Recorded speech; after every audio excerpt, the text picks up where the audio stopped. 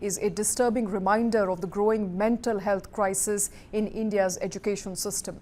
A second-year dental student at Sharda University in Greater Noida has allegedly died by suicide inside the women's hostel. The student, the police say, had accused two faculty members of mental harassment and humiliation. The incident occurred on Friday night and a case has now been filed at the Knowledge Park police station in Greater Noida. And in the wake of campus protests, two university staffers have been arrested. The university has issued a statement expressing grief and has constituted a high-power inquiry committee to probe the incident. But this is not an isolated case. The National Crime Records Bureau paints a grim picture. Student suicides in India are rising twice the rate of overall suicides in the country.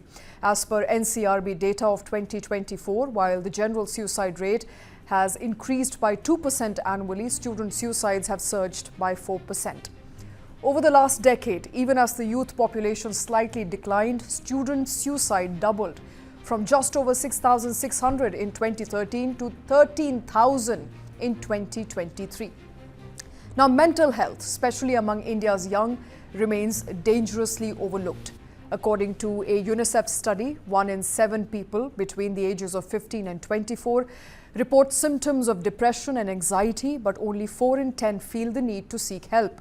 In hostels, classrooms and campuses across the country, stories of students facing harassment, burnout, bullying and academic pressure are far too common and far too casually dismissed.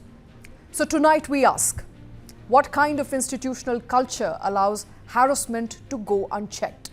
Where are the mental health resources in our universities? And why is it that only after a life is lost do we hear of inquiry committees or damage control? This tragedy at Sharda University must serve as a wake-up call for policymakers, educators, administrators, and for all of us. As another young life is lost, questions must be asked, not just of university systems, but of the culture of silence, stigma, neglect surrounding mental health in our educational institutions. And this isn't just about one university, it's about how we as a society are failing our students.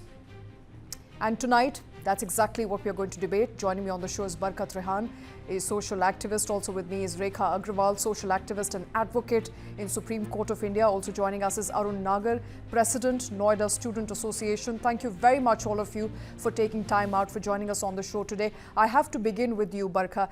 This is not a singular instant. I just quoted to you numbers. It appears that suicides among students are doubling. But to bring to light what happened at Sharda University, a student who was being harassed continually, according to her own suicide note, did not get timely help. And she had to take a drastic step of ending her own life. What kind of culture are we building? Really very, very sad. A student silenced forever. She will never be seen now. We've lost one more life.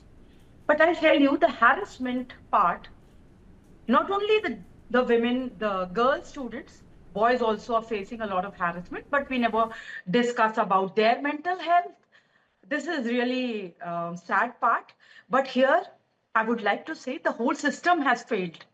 The girl kept on raising her voice that she was going through mental harassment, but we ignored her. And the universities, they try to only cover up these stories. Who's accountable? Tell me. These politicians, these lawmakers, these universities, where a student's safety is utmost important. They will never talk about their safety. When they die, they will say that there is a probe will go on and then you will come to know who is the culprit. And it will take years and years and years. Nothing is going to happen in that case. Just last week, I was on your show only, where we were discussing about the Balasore, Odisha incident where the girl burned herself and she died also eventually. So really, it is very sad that we are losing young lives. The students, how much the parents, what do they think when they send these children outside their family? They send them to different safety of their states. children.